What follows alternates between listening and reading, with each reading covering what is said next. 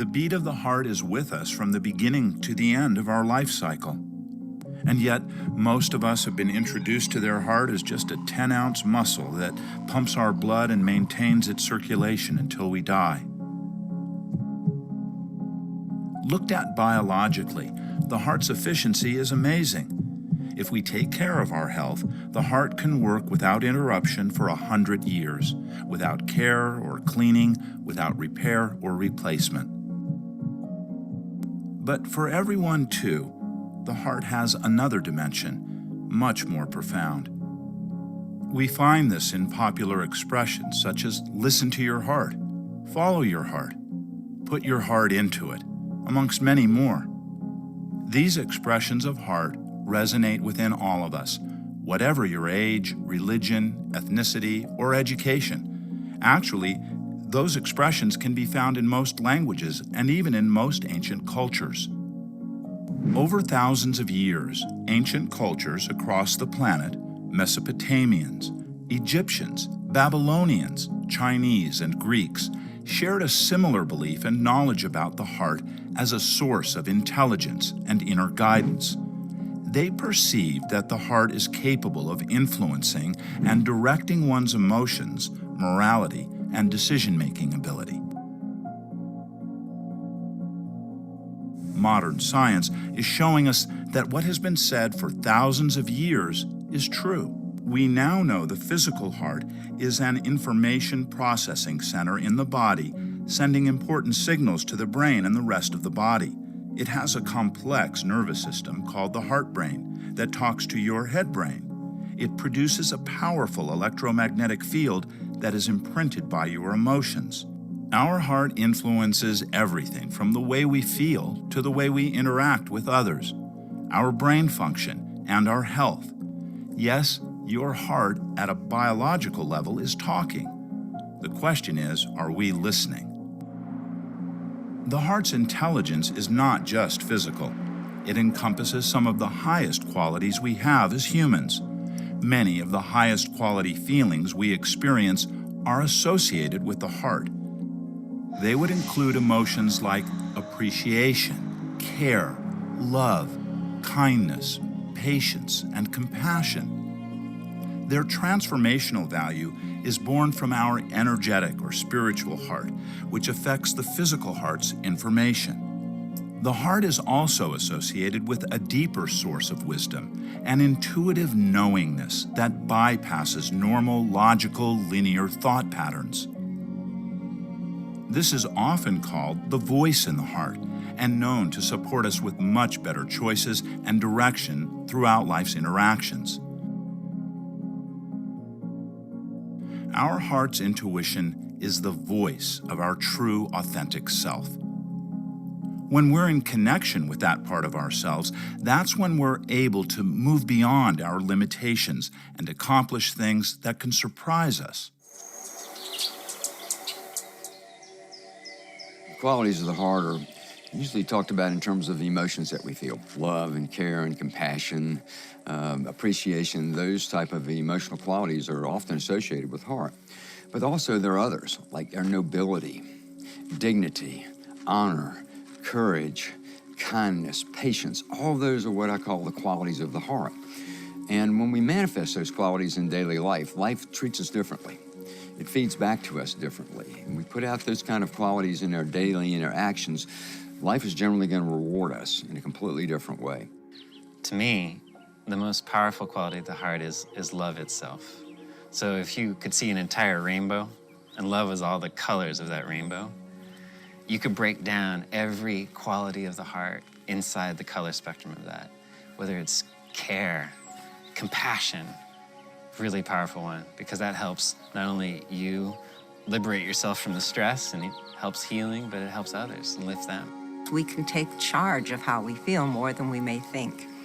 And so learning to connect with these heart qualities, activate them, nurture them, actually send different signals from the heart to the brain that change how we perceive and give us more ability to choose how we respond to situations that are best for ourselves and others.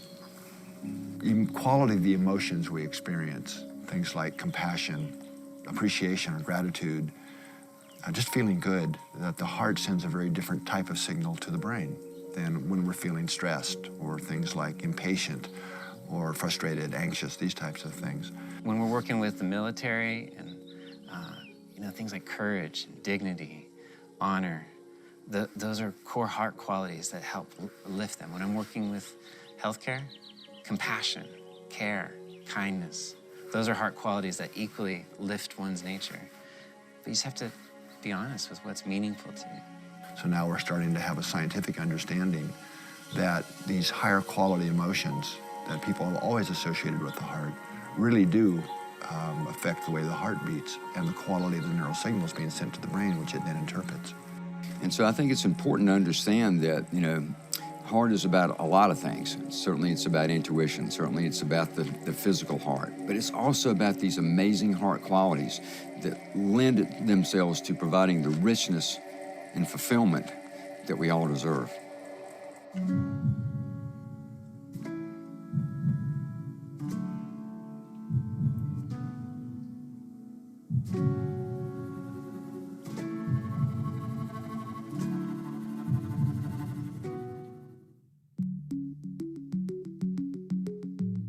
Most people would rather feel loving, enthusiastic, and appreciative than resentful, anxious, or depressed. But often the world around us seems to be spinning out of control. And despite our best intentions, it's hard for anyone to maintain their emotional equilibrium.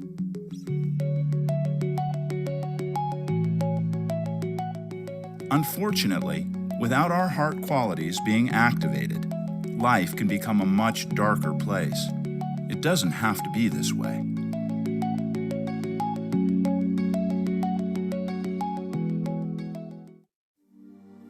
Right now, let's connect with the heart by doing heart-focused breathing.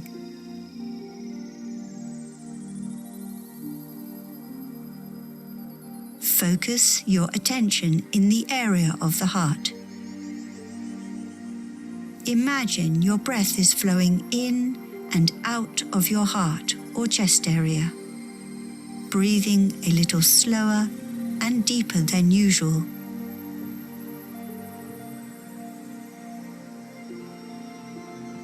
Try to feel like the energy up in the head is now flowing down into the heart.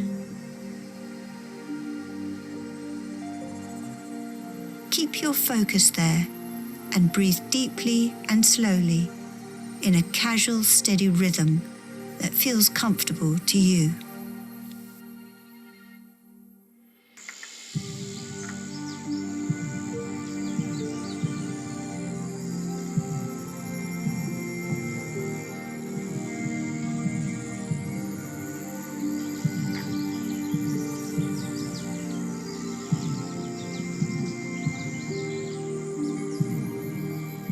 It's given me lots of opportunities to choose alternative options when dealing, especially with teenagers.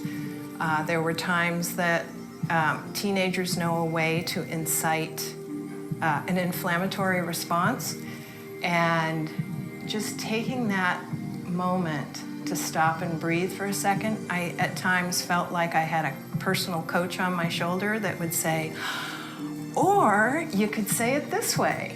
And that was quite amazing to be able to not respond in what my children expected, but to give them an example of how to react and respond from care rather than the typical hysterical parent.